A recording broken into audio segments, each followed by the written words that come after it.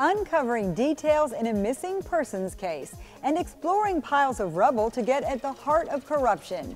In this week's show, we're digging in. Starting with a mother's search for an ending that will tell her what happened to her son, who vanished almost 15 years ago. He was last seen in the company of a local sheriff's deputy. Her perseverance is keeping the story alive. And I never told anybody this publicly. I got up one morning, got up on that Monday morning, and I just had this feeling all over me. And I just started praying. I knew something was wrong. Then we're heading to Chicago and going back in time. Our new podcast breaks down the story of construction debris, politics, and corruption. It's the underside of the city.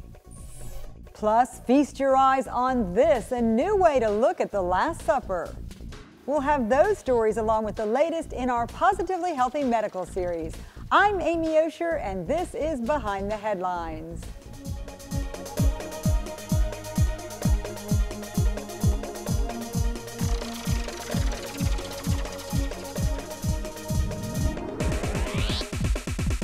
I'm Amy Osher. Thanks for joining us. Reward money and a lawsuit, a two-sided approach, both meant to get at the truth behind the disappearance of two men last seen with a Collier deputy more than a dozen years ago.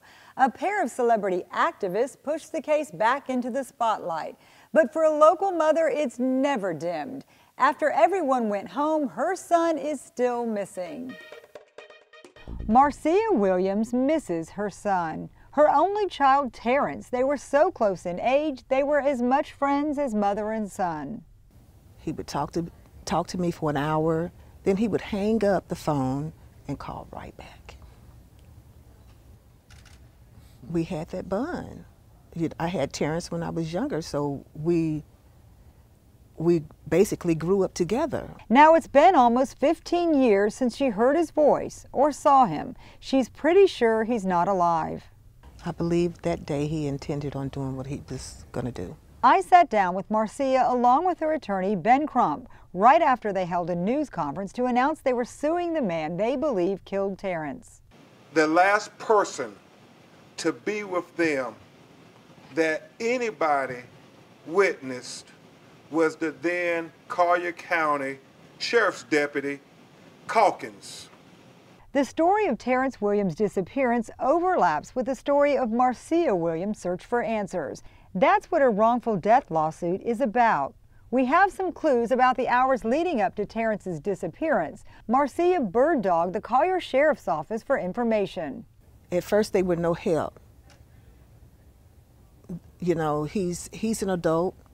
I was even told, come back in a month. Recorded phone calls placed by the then deputy Calkins shed some light. He called for a tow truck to pick up an abandoned car near the cemetery. The tag goes back to nothing. It's a big old white piece of junk Cadillac. Later, Calkins asked that the call record go straight to him personally. Anyway, you can send a hard copy to me on that, buddy. Calling just about anyone she could think of, Marcia found out that Terrence's car was towed at Calkins' request, and workers at the cemetery remembered seeing Terrence get into the deputy's car. Remember, the sheriff's office didn't have a record, so a dispatcher called Calkins at home. Steve? Yeah? I hate to bother you home on your day off, but this woman's been bothering us all day. You towed a car from Vanderbilt to 111th Monday, a Cadillac. Do you remember it? No. Do you remember? She said it was near the cemetery. Cemetery. I mean, the people at the cemetery are telling her you put somebody in the back of your vehicle and arrested them, and I don't show you arresting anybody. I never arrested nobody. That's what I thought. The dispatcher then calls Marcia back and tells her she's mistaken. This recorded call doesn't offer much help or hope. I talked to Deputy Calkins, and he did not pick anybody up with that vehicle. He did not? He did not.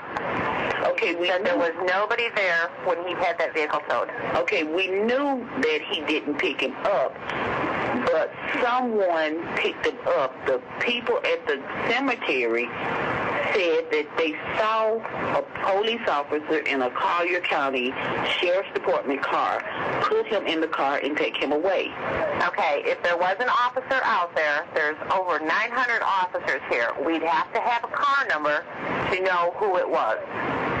There's no way I can find out if somebody gave him a ride somewhere. Eventually, Calkins remembered Terrence saying he picked up the young man, and instead of arresting him for driving on a suspended license, he dropped him off at a Circle K. Turns out this was the second disappearance linked to Calkins. Just a few weeks earlier, Felipe Santos vanished after getting into Calkins' patrol car. The deputy claims he dropped Santos off at a Circle K. As discrepancies in Steve Calkins' story started unraveling, the sheriff's office fired him. Both disappearances still a mystery. So now I'm just on my search. I'm not going to give up. On Thursday, September 26, Steve Calkins answered the lawsuit, the first time he's ever addressed any of Marcia's inquiries. He denied each and every claim made in the wrongful death case. He also asked for a jury trial, something Marcia Williams has waited for years. Lord, prepare me. That's all I can say. And I mean, he's brought me this far. Now imagine that overnight a vacant lot in your neighborhood turned into a massive trash pile, a mountain of construction debris that was really the tip of the iceberg. An epic story is unwinding in an investigative podcast by the USA Today. It's a 6-part series that we're sampling right now. This is a podcast. It's an all-audio production in the same vein as NPR's Serial Project, which really ignited this medium. So sit back and take a listen. There's this vacant lot on the west side of Chicago. It's about a half dozen miles from Chicago's downtown, what we call the Loop. And this lot is huge. This lot looks to me like it's about a full city block. Like it's a big lot. It's a big lot. That's Gladys Woodson and Jacqueline Rodney, who live nearby. And it's pretty overgrown. Like there's full-size trees, there's like prairie grass. So what did it look like when he was operating? It was a mess. It was a mess. That's the best I can say for it. I first started visiting this lot, which is in a neighborhood called North Lawndale, after hearing a story about something that happened here. At first he had big 18-wheelers lined up. You know, I just thought, well, hey, somebody just parking their trucks in there. To a guy say, Miss Woodson, come down and look at this. Do you know somebody's dumping over in that lot? I've been reporting in Chicago for more than a decade, and I've reported all kinds of stories about the built environment, about secret tunnels hidden underneath the Loop, and about how you replace a train bridge while the train is still running. I've also reported on housing discrimination and predatory lending, so stories about all of the remarkable stuff that gets built in Chicago, but also about how it gets built, and about all of the foul and crooked things that people will do when they think nobody's looking. And so the story of what happened on this lot, the story I want to tell you, stunned me despite everything I already knew about Chicago, about how corrupt and ruthless it can be, about how stark the divisions are between black and white, rich and poor, between the people who hoard power and the people who will fight for their fair share. Anytime you see anybody drive over in a vacant lot in a limo, you know it's no good. This story is about a giant illegal dump, 6 stories high. It was huge mountains, concrete, garbage. Built from the broken pieces of a city in the midst of a so-called renaissance. I thought that downtown, City Hall, would do right by the people. You know, I didn't think they'd care less about us. And built not just by dump trucks and bulldozers and construction cranes, but also by corruption, apathy, and greed. So I said, okay, if a public official came by today and said, you know, I need $500, what would you do? And he reached into his back pocket and he pulled out 5 $100 bills. The man who built this dump had deep ties to Chicago's criminal underworld. He looked at the owner of the restaurant. He goes, "If you don't pay your milk money, you're going to get a pineapple through the window." He profited at the neighborhood's expense. Well, no, all the boys at this table. Let's put it on the table here. I made a lot of money over there. And before he was done, the FBI would be protecting him. You can subscribe for free and follow the entire tale of the city. It's available on Apple Podcasts. Still ahead, a major masterpiece is reimagined in modern times. That story is coming up.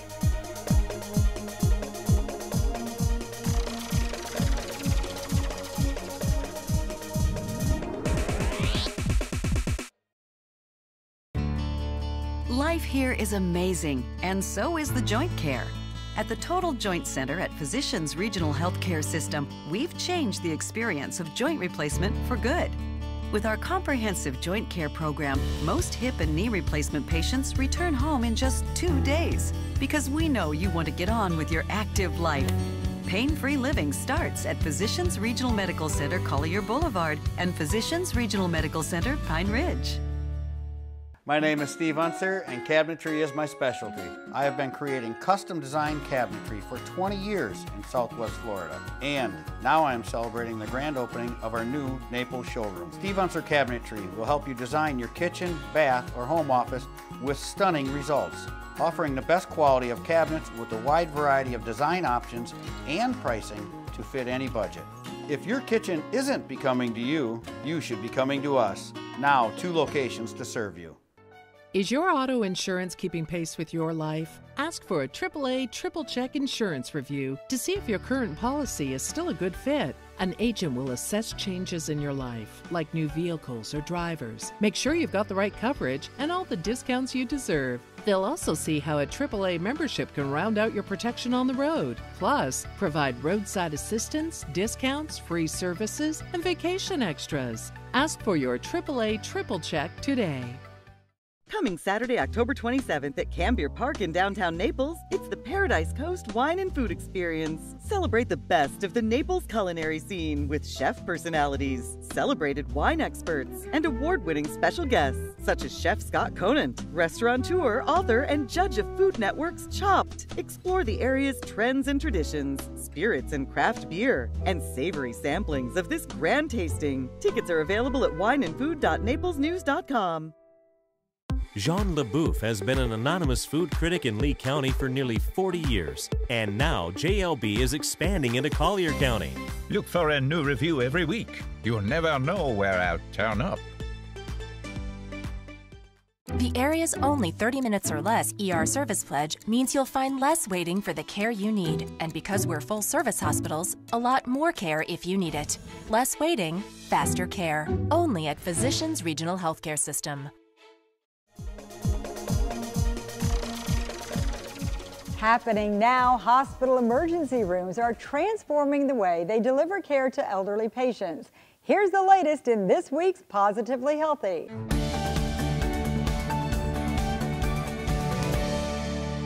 A trip to the ER can be a harrowing experience, but it's especially stressful for elderly patients. Dr. Hunter Brown is board certified in emergency medicine. Emergency departments are typically chaotic and noisy and can be a very confusing place for our senior citizens.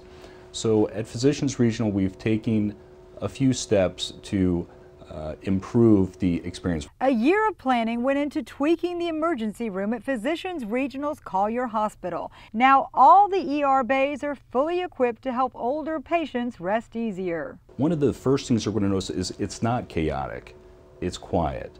There's 18 private rooms, they have sliding doors, there's a neutral color tone, a calming color tone to the emergency department. The mattresses on our stretchers are thicker than average for added comfort. There are large clocks on the walls so our senior citizens can easily see the time. We have large whiteboards which help promote communication. Nothing was overlooked, right down to the handheld remote control. We have larger call bells and larger remote controls that are easier to use so patients can easily call for their nurse or make an adjustment to the TV volume if necessary. It's a nationwide trend. In the same way ERs were equipped to make young children feel safe and secure, it was determined the geriatric population had special needs too. Patients with dementia, for example, may benefit from music from their era. It may help with easing some of their confusion and anxiety. Along with the new look, the medical staff underwent added training to optimize elder care. From the management of skin tears to prevention of skin breakdown to sepsis management. And everyone functions as a team to really provide the best care possible. With graying baby boomers, it's an idea whose time has come. And this ER represents a new commitment to patient care. We are the only older adult friendly emergency department in Lee and Collier counties. A modern reimagining of Da Vinci's Last Supper is raising eyebrows and awareness in Southwest Florida. The Atlanta artist, who goes by the name Raw Spoon, was commissioned to install a digital depiction of his mural. The vinyl mural is 6 feet by 20 feet, and it features a modern take on the Last Supper. Instead of Jesus and the apostles, the artist chose a homeless man, a prostitute, a skateboarder, an immigrant, and more. Their backdrop is a McDonald's. I drew this version of the Last Supper to include the least of these, and Dan Oberski invited me to come down here and put this on a wall here at Broadway and Carroll Street. The modern Last Supper, the idea is that we put a lot of people that we would normally think wouldn't be at the table. So we have a prostitute, a gender-bending individual, a skater, an immigrant, cross-dressing alcoholic, a homeless man at the very center. And we want to say that to be a disciple of Christ, it doesn't necessarily depend as much on your theology as your heart towards serving people and loving people. We put a QR code on here. If you have a phone and you scan it with your camera or your QR scanning app, it'll take you to a website where we'll have all sorts of resources that'll describe the story of this mural, the characters involved, and eventually we're hoping we'll put augmented reality capabilities on here so that you can scan the mural, and when you go over a face, hover over a face, it'll begin to talk to you, and we hope to interview people from the neighborhood and put their stories as the audio as the faces talk. The artist graduated from seminary back in May. The work was a school project meant to highlight love and acceptance. You can find out more by reading Charles Runnell's story at news-press.com. Another colorful reboot is taking place in Naples, only this one is popping up in a garden setting. Ashley Collins paid a visit to the Naples Botanical Gardens, which temporarily closed down for a little sprucing up. It's a slow time of year, so it makes for a good time to plant new flowers, do some pruning and relabeling. Staff members and volunteers also helped install a new exhibit. The gardens reopen October 1st. Check out Ashley's story at naplesnews.com. Those are just a few of the stories our news team has been working on. Here's a few more on the beat. Thanks, Amy. I'm Harriet Heighthouse, arts and entertainment writer for the Naples Daily News. It's been traditional for the bride and groom to dance at their wedding. What's becoming the trend now, however, is for the bride and groom to twirl, turn, tango, even do a lift. How do you do that? You have to take dance lessons. Read about it today online at naplesnews.com or in the Naples Daily News. Hi, my name is Brittany Carloni, and I'm a reporter at the Banner and the Naples Daily News. This week, I wrote about Alice Scaff, a 54-year-old Fort Myers woman who's training to climb Mount Kilimanjaro. It's the highest mountain in Africa at more than 19,000 feet. Scaff is climbing Kilimanjaro to raise money for her nonprofit, Haven of Hope International, which attempts to raise the quality of childcare at orphanages around the world. Learn more about Alice and her climb in Wednesday's edition of the Banner and online at naplesnews.com. Hi, my name is Annika Hammerschlag and I'm a reporter for the Naples Daily News. This week I wrote about legislation being considered by Representative Byron Donalds that would require more accountability measures for charter schools. The news is a pretty big surprise considering Donald and his wife Erica Donald are major school choice advocates. Read more about what prompted the creation of this potential legislation at naplesnews.com. Got one more stop, and it's Brent Batten in his weekly commentary. Brent. Thanks, Amy. Here's how old-fashioned I am. I can remember a time when if you wanted to buy something, you walked up to the cashier, handed them your money, and walked out with your purchase. Somewhere along the line, spending your own money has gotten a lot more complicated. It creeped up on us. At first it was, do you want fries with that? And paper or plastic. But over time, making a purchase has evolved from handing over money to something more like a contract negotiation. Clerks are trained to interrogate customers like border agents checking passports. What's your phone number? Do you have a rewards card with us? Would you like one? Do you want the extended warranty on that? Why do you need my phone number? Or are you going to call me to ask how the paper plates I'm buying are working out? I'd love to have a rewards card with you. What else do I have to do besides wade through the 20 or 30 emails a day you send to anyone foolish enough to write down their address on the application form? I'm buying a sleeve of golf balls. Does the extended warranty guarantee they'll fly straight? If not, then no thanks. Even after you pass the grilling, there's still work to do. Do I slide the card or insert it into the card reader? Do I want cash back? Would I like to round my total up to support a charity? Paper receipt, email receipt, neither or both? Then finally, paper or plastic. Some people enjoy the act of shopping. Maybe for them, adding complexity to the checkout procedure enhances the experience. As for me, I like to find what I'm looking for, pay for it, and leave. I guess that makes me old-fashioned. And no, I don't want fries with that. I'm Brent Batten. Be sure to read my columns on Sundays, Tuesdays, and Thursdays in the Naples Daily News. Check me out on Facebook, and as always, thanks for watching. When we come back, it gives new meaning to the phrase grab and go. Amazon is at it again, opening stores that don't take money or credit cards. That's ahead on Behind the Headlines.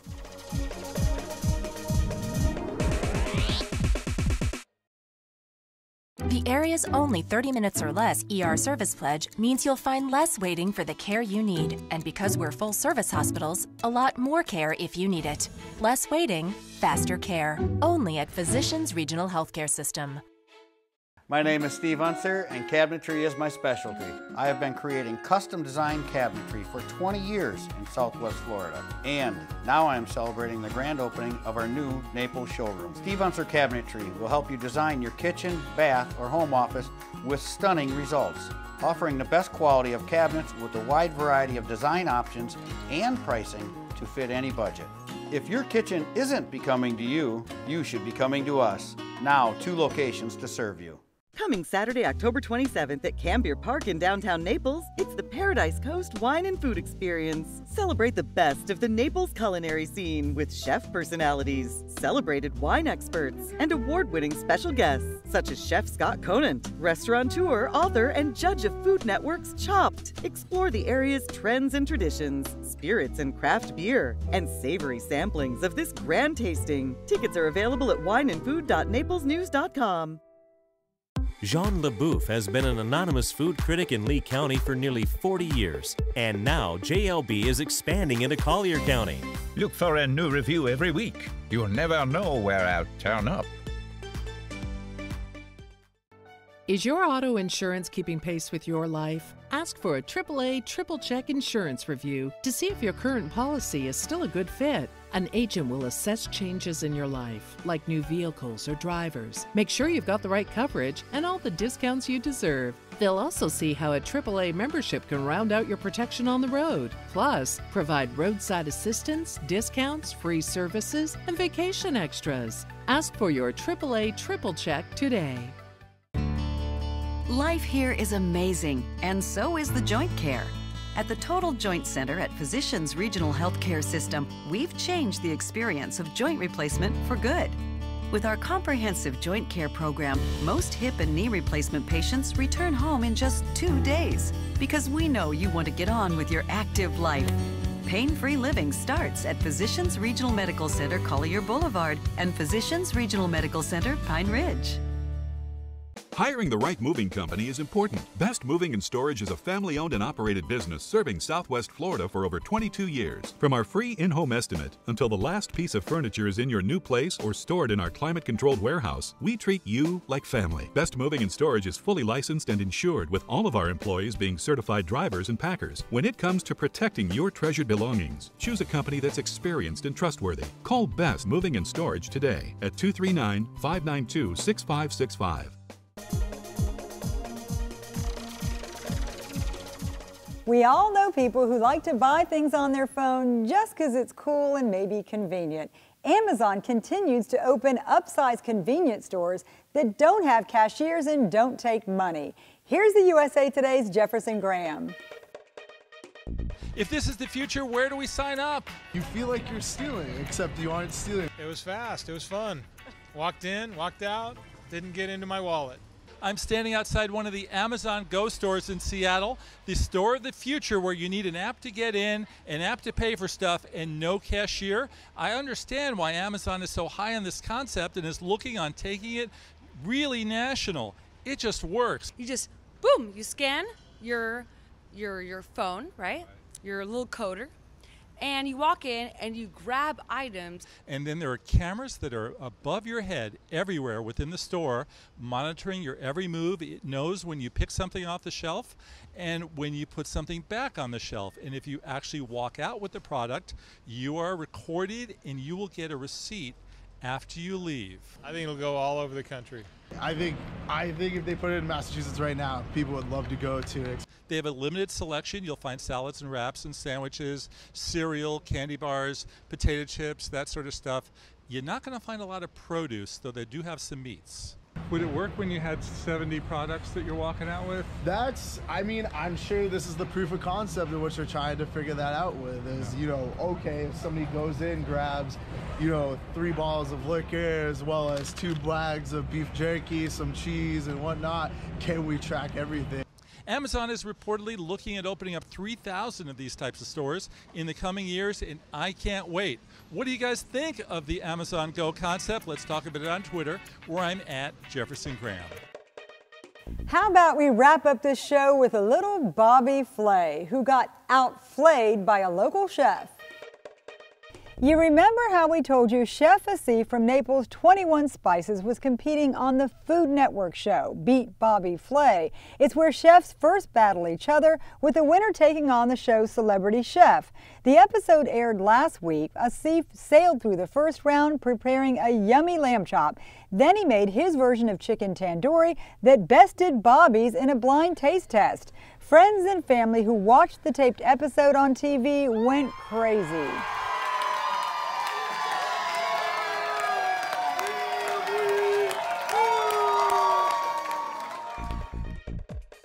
So I guess our chef is better than your chef. That does it for us. You can always catch up on past editions by logging on to naplesnews.com, scroll down to quick links and select behind the headlines.